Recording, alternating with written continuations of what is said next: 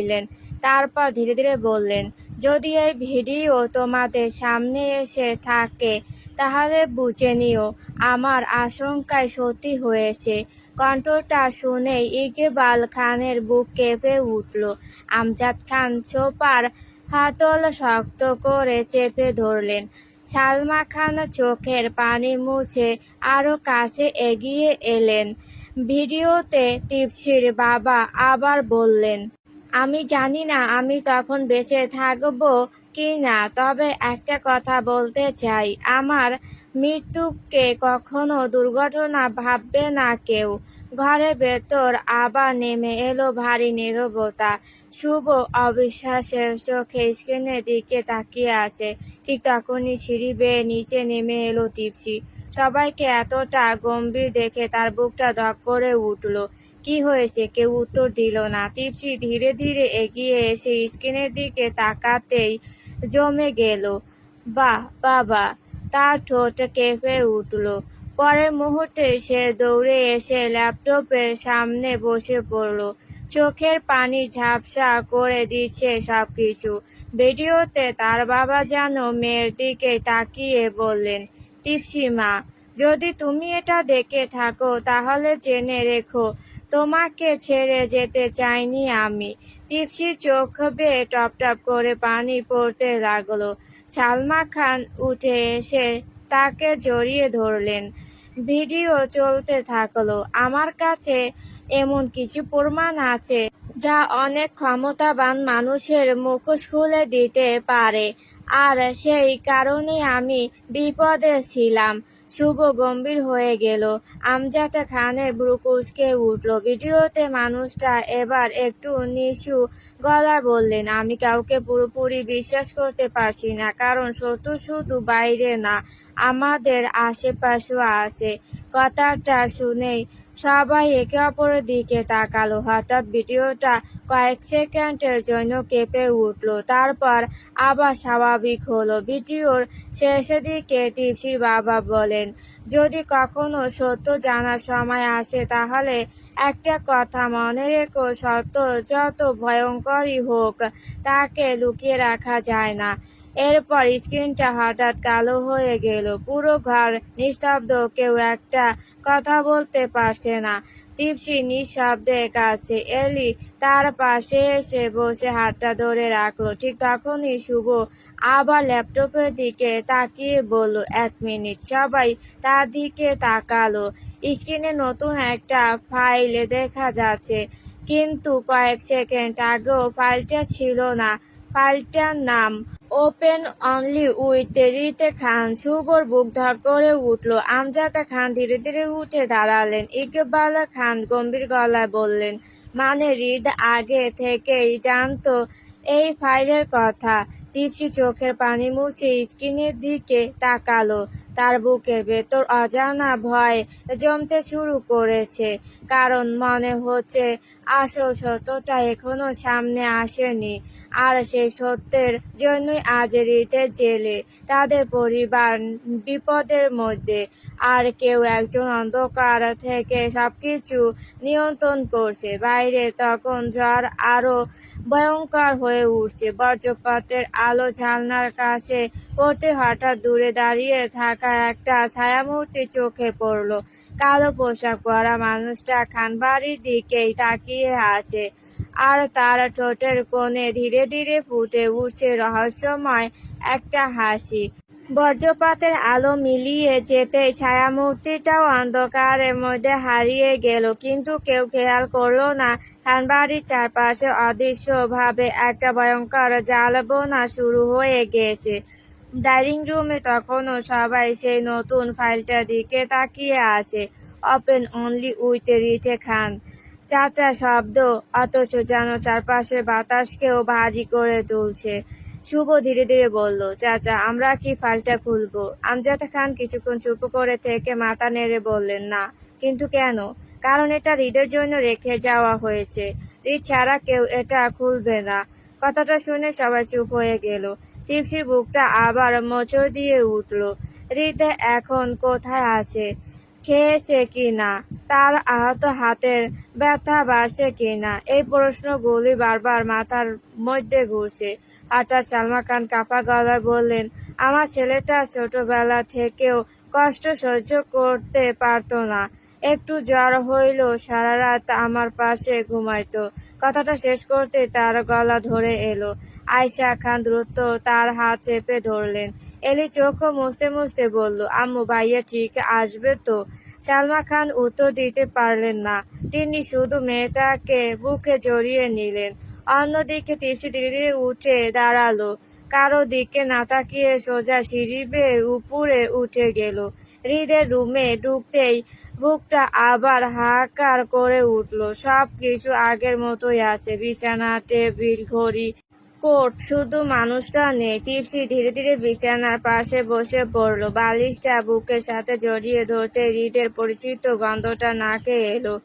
আর তাতেই চোখ বেয়ে গড়িয়ে পড়ল অশ্রু। আপনি বলেছিলেন খুব তাড়াতাড়ি ফিরে আসবেন, কাঁপা গলায় ফিসফিস করে বলল সে। তাহলে এত দেরি করছেন কেন এমপি সাহেব? নিচে তখন শুভ বারবার ফোনে কল করছে, আইনজীবী, পরিচিত কর্মকর্তা, দলের লোকজন, সবাইকে।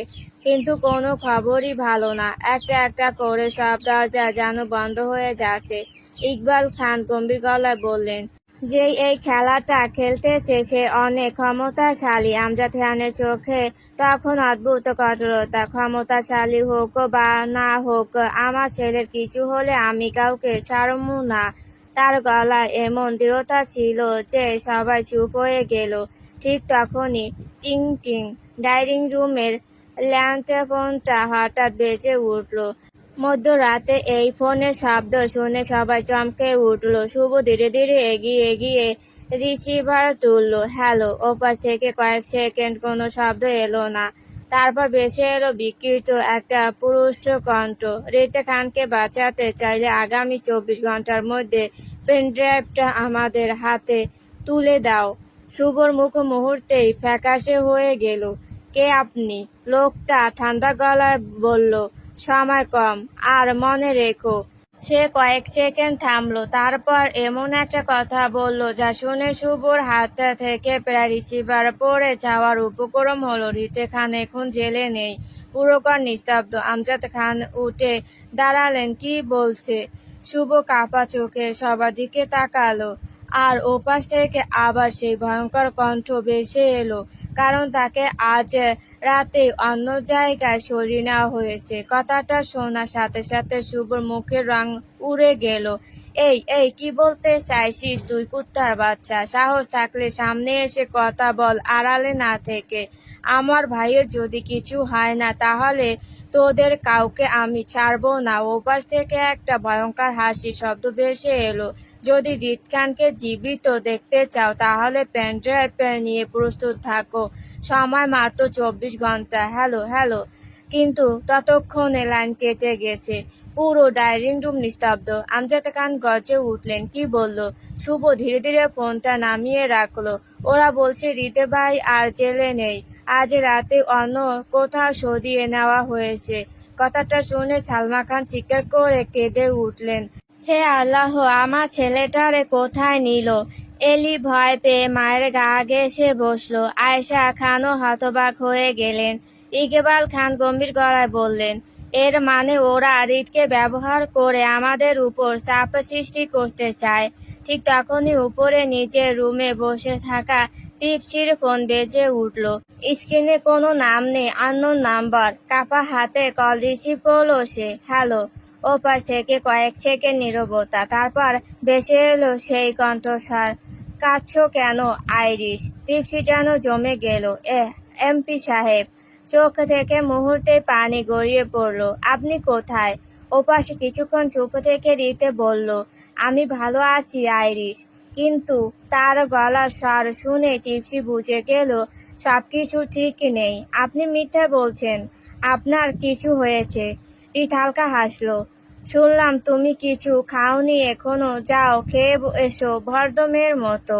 টিপসির কান্না আরো বেড়ে গেল। আপনি কোথায় আছেন আগে বলুন। ঠিক তখনই ওপাশে যেন কারো চিৎকার শোনা গেল, তারপর ধাতব দরজা বন্ধ হওয়ার শব্দ। হৃদের গলা মুহূর্তে গম্ভীর হয়ে উঠল। মন দিয়ে শোনো, বাড়িতে কেউ নিরাপদ না এখন।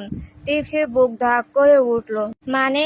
পেনড্রাইভটার জন্য ওরা যে কোনো কিছু করতে পারে। তীপ্সি কাঁপা গলায় বলল, আমি আপনাকে ছাড়া কিছু চাই না। আপনি ফিরে আসুন। কয়েক সেকেন্ড নীরবতা, তারপর হৃদের কণ্ঠ ভেসে এলো, আমি ফিরবো। আর এমন স্বার্থপর কবে থেকে হলে তুমি, আইরিশ? আগে তো এরকম ছিলে না। তীপ্সির ঠোঁট কেঁপে উঠল। ঠিক তখনই হঠাৎ কলের ওপাশে গোলমালের শব্দ শুরু হলো। কেউ চিৎকার করে উঠল, ওর ফোনটা নিয়ে নাও। তীপ্সি আতঙ্কে চিৎকার করে বলল, এমপি সাহেব। দ্রুত বলল, নিচে গিয়ে চুপচাপ খেয়ে নিবে আইরিশ, আর আমি খুব শীঘ্রই ফিরবো তোমাদের কাছে। আর শোনো, শুভকে বলো ফাইলটা। হঠাৎ লাইন কেটে গেল। তীপ্সি কয়েক সেকেন্ড ফোনের দিকে তাকিয়ে রইল, তারপর দৌড়ে নিচে নেমে এলো। শুভ ভাইয়া! সবাই চমকে তাকালো। হাঁপাতে হাঁপাতে তীপ্সি সব কথা বলে দিল। শুনে আমজাদ খানের চোখ ভয়ঙ্কর হয়ে উঠল। মানে আমার ছেলে বন্দি অবস্থায় আমাদের সতর্ক করার চেষ্টা করছে? শুভ দাঁত চেপে বলল, ভাইয়া ফাইলটার কথা বলতে চেয়েছিল।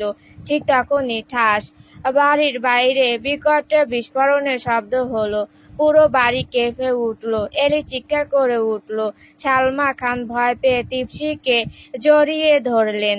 একজন বডিগার্ড দৌড়ে ভিতরে ঢুকলো। স্যার, গেটের বাইরে হামলা হয়েছে। সবাই একসাথে উঠে দাঁড়ালো।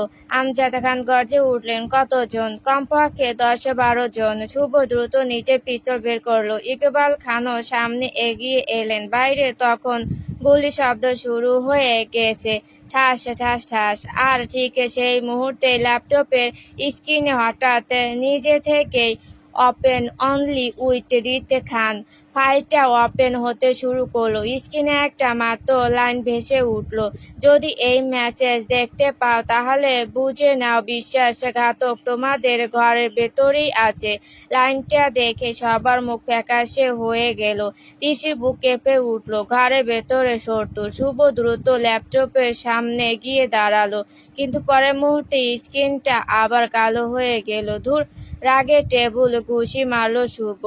বাইরে তখনও গুলির শব্দ চলছে, ঠাস ঠাস ঠাস। একজন বডিগার্ড দৌড়ে এসে বলল, স্যার, ওরা গেট ভেঙে ভেতরে ঢোকার চেষ্টা করছে। আমজাদ খানের চোখে আগুন জ্বলে উঠল।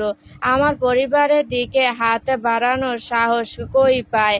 ইকবাল খান দ্রুত বললেন, আগে সবাইকে নিরাপদ জায়গায় নিতে হবে। সালমা খান এলি আর তীপ্সিকে নিজের কাছে টেনে নিলেন। তীপ্সি ভয়ে কাঁপছে ঠিকই, কিন্তু তার মাথায় এখন শুধু একটাই কথা, হৃদ কোথায়?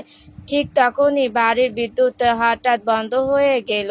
পুরো বাড়ি ডুবে গেল অন্ধকারে। এলি ভয় পেয়ে চিৎকার করে উঠল, আম্মু! সালমা খান মেয়েকে শক্ত করে জড়িয়ে ধরলেন।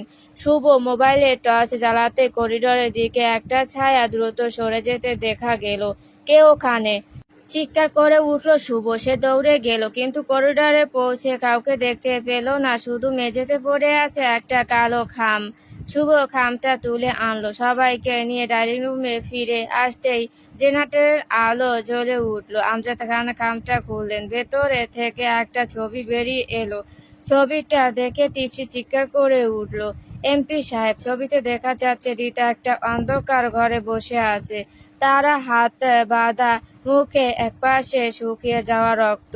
কিন্তু সবচেয়ে ভয়ঙ্কর ছিল ছবির পেছনে লেখা লাল কালির একটা বাক্য, পেনড্রাইভের বদলে রিতে খান। সালমা খান ছবিটা দেখেই কান্না ভেঙে পড়লেন। আমার ছেলেটারে মাইরা ফেলবো ওরা। তীপ্সির চোখ দিয়েও টপ টপ করে পানি পড়তে লাগলো। কিন্তু হঠাৎ তার চোখ ছবিটার এক কোণে আটকে গেল। সে ছবিটা হাতে নিয়ে ভালো করে দেখলো। 1 মিনিট। শুভ অবাক হয়ে তাকালো। কি হয়েছে? তীপ্সি ছবির কোণায় আঙুল রাখলো। এই চিহ্নটা দেখেন। সবাই তাকিয়ে দেখলো দেয়ালের একপাশে একটা পুরনো লোগো আঁকা। ইকবাল খান হঠাৎ থমকে গেলেন। তার চোখ বড় হয়ে গেল। অসম্ভব! আমজাদ খান তাকালেন। কি হয়েছে? ইকবাল খান ধীরে ধীরে বললেন, এই চিহ্নটা আমি চিনি। কোথাকার? তিনি গভীর নিঃশ্বাস ফেললেন। এটা পুরনো খান গ্রুপের একটা পরিত্যক্ত গুদামের চিহ্ন। সবাই হতবাক। শুভ চমকে উঠে বলল, মানে রিতে ভাইকে আমাদেরই গুদামে আটকে রাখা হয়েছে? ইকবাল খান মাথা নাড়লেন। সম্ভবত। তিপ্সির চোখে হঠাৎ আশার ঝিলিক দেখা দিল। তাহলে আমরা এখনই যাই। কিন্তু আমজাদ খান গম্ভীর হয়ে বললেন, এত সহজ না। কেন? কারণ ওরা ইচ্ছা করে এই ছবি পাঠিয়েছে। ঘরটা আবার নিস্তব্ধ হয়ে গেল। আমজাদ খান ধীরে ধীরে বললেন, ওরা চায় আমরা সেখানে যাই। শুভর চোয়াল শক্ত হয়ে উঠল। তবুও আমি যাব। ঠিক তখনই দরজার বাইরে বজ্রপাত হলো। আকাশ কেঁপে উঠল। আর একই সময়ে বাড়ির সিসিটিভি মনিটরে একটা নতুন ভিডিও ভেসে উঠল। কেউ সেটা চালায়নি, নিজে থেকে চালু হয়েছে। স্ক্রিনে দেখা গেল মুখোশ পরা একজন লোক। লোকটা ধীরে ধীরে বলল, স্বাগতম খেলায়। তারপর সে ক্যামেরার সামনে একটা চেয়ার টেনে আনলো। আর সেই চেয়ারে বাঁধা অবস্থায় বসে আছে রিতে খান। তিথি চিৎকার করে উঠল, এমপি সাহেব! কিন্তু পরের মুহূর্তে ভিডিওর লোকটা মুখোশ খুলে ফেলল। আর তার মুখ দেখে পুরো খান পরিবার স্তব্ধ হয়ে গেল। কারণ সেই মানুষটা আর কেউ নয়, যাকে সবাই এতদিন মৃত্যু ভেবেছিল।